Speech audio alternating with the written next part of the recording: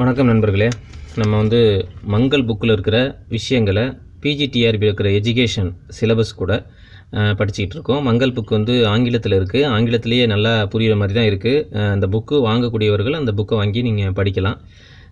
அதை நான் தமிழில் உங்களுக்கு அதில் என்ன இருக்குது அப்படிங்கிறத ஓவராலாக தமிழில் நான் ஒரு டாப்பிக்காக சொல்லிகிட்டு இருக்கேன். அந்த வகையில் இன்றைக்கி கற்றலில் நம்ம 2வது பார்ட்டு பார்க்குறோம். முன்னாடி கற்றலை பற்றின சின்ன இன்ட்ரொடக்ஷன் கொடுத்தேன். இப்போ கற்றலில் கொஞ்சம் நமக்கு சிலபஸ் ஓரியன்டாக சில விஷயங்களை நம்ம பார்க்க போகிறோம். கற்றல் அப்படின்னு சொன்னாலே அது ஒரு செயல். அது எங்கே நடக்குது அப்படின்னா ஸ்கூலில் நடக்குது. யாருக்கு இடையில் நடக்குது? ஆசிரியர் கற்றுக் கொடுக்குறாரு, மாணவன் கற்றுக்கிறான். அந்த இந்த 2 பேருக்கு இடையில தான் அந்த கற்றலுங்கிறதே நிகழுது. அப்போ கற்றல்னால் என்னென்னா, சொல்லி கொடுக்கறத அல்லது பயிற்சி அளிப்பதை அந்த பையன் எடுத்துக்கிட்டு அவனுடைய நடத்தையில், அவனுடைய பிஹேவியரில் நிரந்தரமான மாற்றத்தை ஏற்படுத்தணும். நிரந்தரமான மாற்றத்தை ஏற்படுத்துச்சுன்னா அதுக்கு பேர் தான் கற்றல் அப்படின்னு சொல்கிறோம். இது பொதுவான ஒரு டெஃபினேஷன். இதை நீங்கள் புரிஞ்சுக்கணுங்கிறதுக்கான பொதுவான டெஃபினேஷன் இது. அதாவது நடத்தையில் ஏற்படக்கூடிய நிலையான மாற்றத்தை கற்றல் அப்படின்னு சொல்கிறோம். நிறைய பேர் டெஃபினேஷன் இதுக்கு இந்த கற்றல்னால் என்ன அப்படிங்கிறத நிறைய பேர் டெஃபினேஷன் கொடுத்துருக்காங்க. டெஃபினேஷன் யார் கொடுத்துருக்காங்க, வரையறை அப்படின்னு சொல்லுவோம்ல, கற்றல்னால் என்னன்னு ஒவ்வொரு சயின்டிஸ்ட்டும் அந்த சைக்காலஜிக்கல் அந்த சயின்டிஸ்ட் அதை சொல்லியிருக்காங்க. அதில் ஃபஸ்ட்டு மெம்பர் முர்ஃபி, நம்ம ஏற்கனவே படிச்சிருப்போம். முர்ஃபிங்கிறவர் சூழ்நிலைக்கு தக்கவாறு மனிதரிடம் ஏற்படும் ஒவ்வொரு மாற்றமுமே கற்றல் அப்படின்னு சொல்கிறார். முர்ஃபி சூழ்நிலைக்கு தக்கவாறு மனிதனிடம் ஏற்படும் ஒவ்வொரு மாற்றமும் கற்றல். ஸ்மித் அப்படிங்கிறவர் மனிதனின் நடத்தையில் புதிதாக வரும் அனைத்து மாற்றங்களும் மற்றும் பழைய மாற்றங்களில் ஏற்படுகிற அழுத்த குறைவு, அதிகமான அழுத்தம், வலிமைப்படை. ஒரு மாற்றம் வலிமை அடையலாம் அல்லது ஒரு மாற்றம் குறையலாம். ஒருத்தன் நம்ம சொல்லிக் கொடுக்கும்போது ஒரு விஷயத்தை நல்லா கற்றுக்கலாம். ஒரு கெட்ட விஷயம் அவன் செஞ்சுட்டு இருக்காங்கிறப்ப அதை நம்ம விலக்கி அவன்கிட்ட நம்ம சொல்லும்போது இந்த கெட்ட விஷயத்தை குறைச்சிக்கலாம். இப்படி ஒரு மாற்றங்கள் நடந்தது, புதிதாக ஒரு மாற்றம் ஒரு மனிதனுக்கு ஏற்பட்டதுன்னு சொன்ன நடத்தையில் அதை நம்ம கற்றல் அப்படின்னு சொல்கிறோம். இது சுமித் சொன்னது. உட்ஸ்வர்த் அவர் எந்த ஒரு செயல் மனிதனின் நடத்தையை மாற்றுகிறதோ அதுதான் கற்றல் அப்படின்னு சொல்லியிருக்கார். எந்த ஒரு செயல் மனிதனின் நடத்தையை மாற்றுகிறதோ அதுதான் கற்றல். கிங்ஸ்லே அண்டு கேரி அப்படிங்கிறவர் தொடர் பயிற்சியின் காரணமாக நடத்தையில் ஏற்படக்கூடிய ஒழுங்கு அல்லது மாற்றம், அதுக்கு பேர் தான் கற்றல் அப்படின்னு சொல்லியிருக்காரு. கிங்ஸ்லே கேரி தொடர் பயிற்சியின் காரணமாக நடத்தையில் ஏற்படக்கூடிய ஒழுங்கு அல்லது மாற்றம், அதுதான் கற்றல் அப்படின்னு சொல்கிறோம். அடுத்த ராபின்சன் அண்ட் ஹெராக்ஸ், இவங்க கற்றல் என்பது தொடர்ச்சியானது, மேலும் பல முயற்சிகள் மற்றும் மாற்றங்களின் மூலம் நடத்தையில் ஏற்படக்கூடிய மாற்றம்.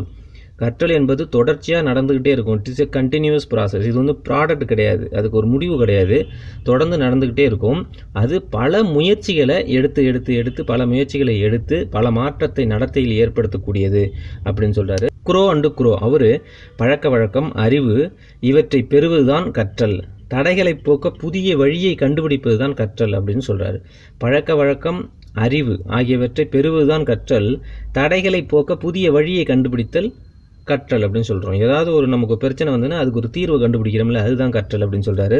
இப்போ கடைசியாக பார்க்குற ஹில்கார்ட் அப்படிங்கிறவருடைய டெஃபினேஷன் தான் ரொம்ப ஃபேமஸான ஏற்றுக்கொள்ளப்பட்ட டெஃபினேஷன் அப்படின்னு சொல்லி மங்கள் புக்கிலே போட்டிருக்கு. அதனால் தற்காலிக நடத்தை மாற்றம், முதிர்ச்சியின் காரணமாக ஏற்படும் நடத்தை மாற்றம் கற்றலில் சேராது. நிலையான நடத்தை மாற்றத்தை தான் நம்ம கற்றல்னு சொல்கிறோம். ஒரு குழந்தை பேசுது அப்படின்னு சொன்னால் அது பேசுகிறது கற்றுக்கிட்டு பேசலாது, அது முதிர்வின் காரணமாக பேசுது. அதை நம்ம கற்றல்னு சொல்ல முடியாது. ஒரு பறவை பறக்குதுன்னு சொன்னால் அது முதிர்வின் காரணமாக பறக்குது. அது தலைப்பரட்டை நீந்துதுன்னு சொன்னால் அதுவும் முதிர்வின் காரணமாக நீந்துது. அதெல்லாம் மெச்சுரேஷன் சொல்லுவோம். அது நடத்தையில் ஏற்படக்கூடிய கண்டினியூஸ் மாற்றம், அது மெச்சுரேஷன், அது முதிர்வு. ஆனால் இங்கே கற்றல் என்பது பயிற்சியின் காரணமாக தான் ஏற்படணும். பயிற்சியின் காரணமாகனா நம்ம ப்ராக்டிஸ் பண்ணி ட்ரெயின் பண்ணி ஒரு நடத்தை மாற்றத்தை, உடனடியான மாற்றத்தை நமக்குள்ளே கொண்டு அந்த மாற்றத்தின் மூலமாக அது நிலையான ஒரு மாற்றமாக மாறினா மட்டும்தான் அதை கற்றல்னு சொல்கிறோம் அப்படிங்கிறதான் ஹில்கார்டு சொல்கிறாரு. நடத்தை மாற்றத்தை ஹில்கார்டு 3 விஷயமாக பிரிக்கிறார். ஒன்று நிலையான நடத்தை மாற்றம், இன்னொன்று தற்காலிக நடத்தை மாற்றம், மூணாவது நிலையானதும் இல்லை தற்காலிகதும் இல்லை இடைப்பட்ட நடத்தை மாற்றம் அப்படின்னு சொல்கிறாரு. நிலையான நடத்தை மாற்றம் அப்படின்னு சொன்னால் அது நமக்கு முதிர்வின் காரணமாக வரக்கூடாது, கற்றலின் காரணமாக வரணும். கற்றலின் காரணமாக வருது அப்படின்னு சொன்னால் தொடர் பயிற்சியின் காரணமாக, ப்ராக்டிஸின் காரணமாக தான் அது வரணும். முதிர்வின் காரணமாக வர்றதுங்கிறது அது இந்த கற்றலில் சேராது. முதிர்வின் காரணமாக என்ன வரும் அப்படின்னா, ஒரு குழந்தை மொழியை பேசுதல். இப்போ ஒரு குழந்தை பிறந்து ஒரு 2 வயசு 3 வயசு ஆனோடனே தானாகவே பேசும். அதுக்கு நம்ம மொழியை கற்றுக் கொடுப்பது அல்ல. ஆனால் நம்ம கற்றும் கொடுக்குறோம். நமக்கு தெரியாமலே கற்றுக் கொடுக்குறோம். இன்டெரக்டாக கற்றுக் கொடுக்குறோம். அது கற்றலில் சேராது. அது முதிர்வின் காரணமாக சேரும். அதனால் ஆசிரியர் மாணவருக்கு இதை சொல்லிக் கொடுக்கும்போது நல்லா புரிஞ்சுக்கணும். என்னென்னா, நம்ம ஒரு குழந்தை முதிர்வு அடைஞ்சிச்சா அந்த குழந்தைக்கு இந்த விஷயத்தை சொல்லிக் கொடுக்கலாமாங்கிறத ரொம்ப முக்கியமாக கவனிக்கணும். ஒரு குழந்தை வந்து 1 வயசு தான் ஆகுது, முதிர்ச்சி அடையில பேசுறதுக்கு அப்படின்னா அந்த குழந்தைக்கு போய் பேச்சு திறனை கொடுக்கக்கூடாது. அப்படி கொடுத்தோம்னா அது இயல்பாக பேசுகிற அந்த திறனும் குறைஞ்சி போயிடும். அதனால் இந்த கற்றலை கொடுக்கறதுக்கு முதிர்வு ரொம்ப முக்கியம். முதிர்வு அடைந்த பிறகு தான் கற்றல் செயல்படுகிறது. அதனால் முதிர்வு கற்றல் ரெண்டுமே ஒன்றுக்கொன்று இணையாக செயல்படக்கூடியது. இது வந்து இந்த மாதிரி வந்ததுன்னா அதை நம்ம நிலையான மாற்றம் அப்படின்னு சொல்லுவோம். தற்காலிக மாற்றம் அப்படின்னு சொன்னால் இந்த மாதிரி ஆஃபீஸ்லேருந்து ஒருத்தர் ரொம்ப கோபமாக வருவார். அது நடத்தை மாற்றம் தான். வந்து ஒன்றா எரிஞ்சு விழுவார்.